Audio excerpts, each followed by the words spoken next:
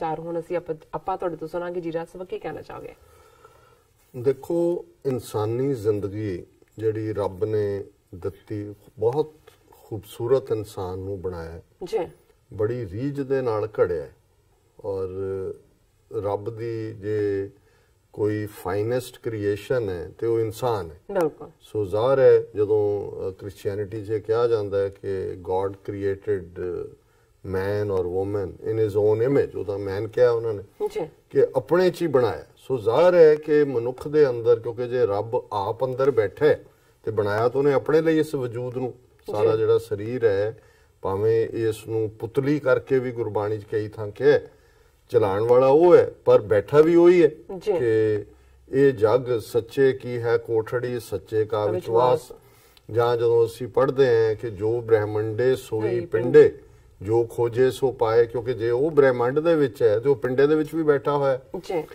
हुण इस दा जिहड़ा वजूद है साडी सारी जिंदगी निकल जाती है इस पुतली नूं इस बाहरले रूप नूं रजाण च, रोटियां खा के शंगारण च और इस दे नाल जिहड़ियां 9 सेंसिस ने उन्हां दे नाल जिहड़ा इंटरैक्ट करन च गुरुद्वारे लाए भावनी एक ना 10वां द्वार दिखाया। जिहड़ी असल रब नूं जानण दी गल है उस तो तां असीं अनजाण हुंदे क्योंकि जिंदगी सारी रात गवाई सोए के दिवस गवाया खाए हीरे जैसा जन्म है कौडी बदले जाए वो जा रहे। उन्हें जिहड़ा अज दा शब्द पंजवें पातशाह दा आसा राग च है वो इस थॉट दे उत्ते है और रहाऊ दी पंक्ति है मूल संभालो अचेत गवारा इतने को तुम क्या गर्बे कि वो गवार मूर्ख अनपढ़ गधे खोते कि तू अपनी मूल नूं समझ अपने ओरिजिन नूं समझ कि तू है की सी,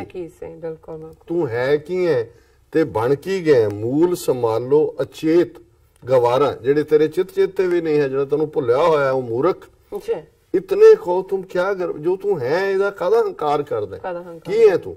और फिर वो जिहड़ी ह्यूमन बॉडी दी हकीकत बयानी पुत्री तेरी बिद कर थाटी कि इस शरीर नूं बिद करके बड़े आर्ट दे नाल रब ने थाटे बनाया सी।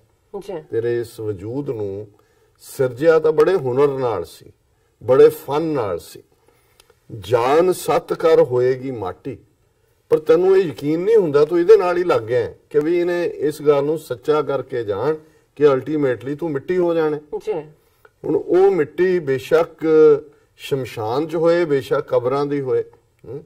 हुण जिन्हों बाबा फरीद ने जदों इंसानी और औरत दी खूबसूरती दा जिक्र करदे कहा कि वो अखां जिहड़ियां मैं कदे देखियां सी कि कज्जल रेख ना सहंदियां पंछी सूए बिहट कि जे उत्ते कजला अखां दे विच पै जाए तो लगदा सी ये भी इन्हां दे उत्ते भार है कि भी जे फरीदा जिन लोयन जग मोहिया सो लोयन मैं डिठ जिन्हां अखां ने दुनिया नूं मोया होया सी कज्जल रेख ना सहंदियां अज उन्हां दे विच कीड़े मकोड़े जिहड़े ने उन्हां ने अपना ठिकाना बनाया होया है। और गुरु साहब याद करवांदे ने जान सत कर होएगी माटी मूल संभार लो अचेत गवारा इतने को तुम क्या गर्बे 3 शेर का दिहाड़ी मेहमान अवर वस तुझ पाहे अमान।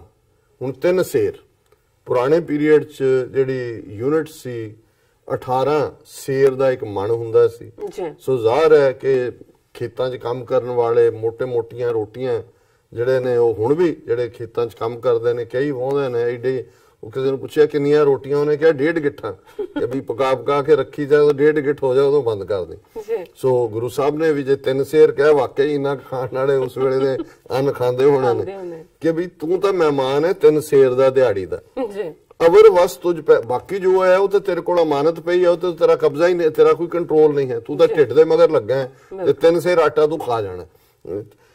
बिष्टा अस्त रक्त परेटे चाम इस ऊपर ले राख्यो गुमान कि भी तू हंकार कादा करदा तू है की है तेरे अंदर की है। बिस्टा गंद मलमूत्र स्मॉल इंटेस्टाइन लार्ज इंटेस्टाइन गंद नाल अस्त हड्डियां रक्त खून परेटे चाम ये सारे बिस्टा हड्डियां और खून दे उत्ते चमड़ी लपेटी हुई है। चमड़ी ते भावें फिर जिन्ने मर्जी बुरश मारी जाओ जिन्ने मर्जी सेंट छिड़की जाओ ਹੈ ਤਾਂ ਉਹੀ ਹੈ ਜੀ। ਇਸ ਉੱਪਰਲੇ ਰਾਖਿਓ ਗਵਾ, ਇਹਦੇ ਤੇ ਹੰਕਾਰ ਕਰਦਾ ਇਹ ਸਾਰੇ ਦੇ ਉੱਤੇ। ਏਕ ਵਸਤ ਬੂਝੈ ਤਾਂ ਹੋਵੇ ਪਾਕ, ਬਿਨ ਬੂਝੇ ਤੂੰ ਸਦਾ ਨਾਪਾਕ। ਕਿ ਵੀ ਇਹ ਜਿਹੜੇ ਤਰ੍ਹਾਂ ਹੱਡੀਆਂ, ਚਮੜਾ, ਵਿਸ਼ਟਾ, ਖੂਨ ਹੈ, ਜੇ ਤੈਨੂੰ ਇੱਕ ਗੱਲ ਦੀ ਸਮਝ ਆ ਜਾਏ, ਉਹ ਗੱਲ ਕੀ ਹੈ? ਮਨ ਤੂੰ ਜੋਤ ਸਰੂਪ ਹੈ, ਆਪਣਾ ਮੂਲ ਪਛਾਣ। ਜੇ ਤੈਨੂੰ ਇਹ ਸਮਝ ਆ ਜਾਏ ਵੀ ਜ਼ਿੰਦਗੀ ਦੀ ਹਕੀਕਤ ਕੀ ਹੈ, ਸੱਚ ਕੀ ਹੈ, ਤੇ ਗੁਰੂ ਸਾਹਿਬ ਕਹਿੰਦੇ ਨੇ ਫਿਰ ਇਹ ਤੇਰਾ ਵਜੂਦ ਜਿਹੜਾ ਸਾਰਾ ਇਹ ਪਵਿੱਤਰ ਹੋ ਜਾਏ। ਤੇ ਜੇ ਨਹੀਂ ਸਮਝ ਆਏ ਤੇ ਪਾਕ ਦਾ ਆਪੋਜ਼ਿਟ ਹੈ ਨਾਪਾਕ, ਅਪਵਿੱਤਰ।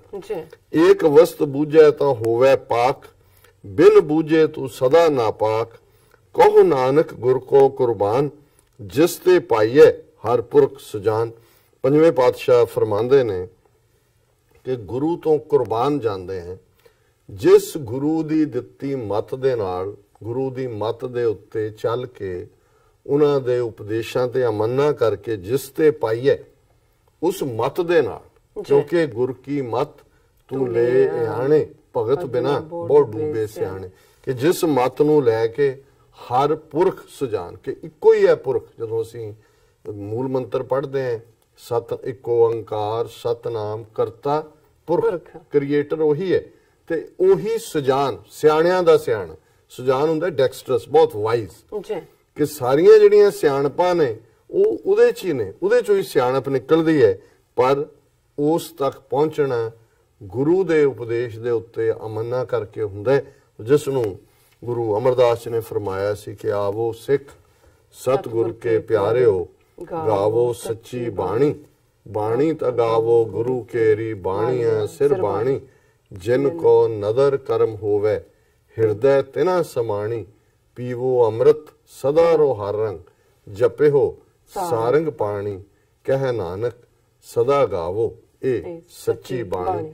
ਉਸ ਬਾਣੀ ਨੂੰ ਗਾਣਾ ਵੀ, ਉਸ ਤੇ ਅਮੰਨਾ ਵੀ ਕਰਨਾ, ਔਰ ਜ਼ਿੰਦਗੀ ਦੇ ਵਿੱਚ ਉਹਨਾਂ ਅਸੂਲਾਂ ਨੂੰ ਢਾਲਣਾ ਵੀ, ਜਿਹਨੂੰ ਅਲਾਮਾ ਇਕਬਾਲ ਨੇ ਕਿਹਾ ਸੀ ਕਿ ਅਮਲ ਸੇ ਜ਼ਿੰਦਗੀ बनती है, जन्नत भी जहन्नम भी, ये खाकी अपनी फितरत से, ना ਨੂਰੀ ਹੈ ਨਾ ਨਾਰੀ ਹੈ। ਨੂਰ ਰੱਬ ਦਾ ਰੂਪ ਹੈ, ਨਾਰ ਅੱਗ ਨੂੰ ਕਹਿੰਦੇ ਨੇ। ਦੁਨੀਆ ਮਾਇਆ ਦੇ ਵਿੱਚ ਫਸਿਆ ਹੋਇਆ, ਕਿ ਅਲਟੀਮੇਟਲੀ ਤੁਹਾਡਾ ਅਮਲ ਜਿਹੜਾ ਹੈ, ਅਮਰਾਬਾਜ਼ ਜਿਹੜਾ ਹੈ, ਉਹ ਕੋਈ ਜੀਵਨ ਨਹੀਂ ਹੁੰਦਾ। ਸੋ ਇਹ ਅੱਜ ਦਾ ਵਿਚਾਰ ਹੈ। ਜੀ ਡਾਕਟਰ ਸਾਹਿਬ, ਤੁਹਾਡਾ ਬਹੁਤ ਬਹੁਤ ਸ਼ੁਕਰੀਆ। ਤੁਸੀਂ ਅੱਜ ਦੇ ਅਹਿਮ ਇਸ਼ੂ ਤੇ ਅੱਜ ਦਾ ਵਿਚਾਰ ਸਾਡੇ ਦਰਸ਼ਕਾਂ ਨਾਲ ਸਾਂਝਾ ਕੀਤਾ। ਆਪਣੇ ਵਿਊਅਰਸ ਕੋਲ ਲੈਣੇ ਇਜਾਜ਼ਤ। ਵਿਊਅਰਸ, ਤੁਹਾਡਾ ਬਹੁਤ ਬਹੁਤ ਸ਼ੁਕਰੀਆ। ਤੁਸੀਂ ਆਪਣੇ ਕੀਮਤੀ ਸਮੇਂ ਵਿੱਚੋਂ ਸਮਾਂ ਕੱਢ ਕੇ ਸਾਨੂੰ ਆਪਣੇ ਰਾਏ ਤੇ ਸੁਝਾਅ ਭੇਜੇ ਨੇ। ਤਾਂ ਭੇਜਦੇ ਰਹਿਣਾ ਸਾਡੇ ਇਸ ਪਤੇ ਤੇ sos@tv84.tv ਤੇ। ਅਸੀਂ ਆਪਣਾ ਪ੍ਰੋਗਰਾਮ ਲੈ ਕੇ ਫਿਰ ਦੁਬਾਰਾ ਤੁਹਾਡੇ ਸਾਹਮਣੇ ਹੋਵਾਂਗੇ। ਤਦ ਤੱਕ ਲਈ ਮੈਨੂੰ ਤੇ ਆਪਣਾ ਸਮਾਂ ਆਗਿਆ ਦਿਓ। ਦੇਖਦੇ ਰਹੋ TV84। ਬੁਲਾ ਦਿਓ ਫਤਿਹ। ਵਾਹਿਗੁਰੂ ਜੀ ਕਾ ਖਾਲਸਾ, ਵਾਹਿਗੁਰੂ ਜੀ ਕੀ ਫਤਿਹ।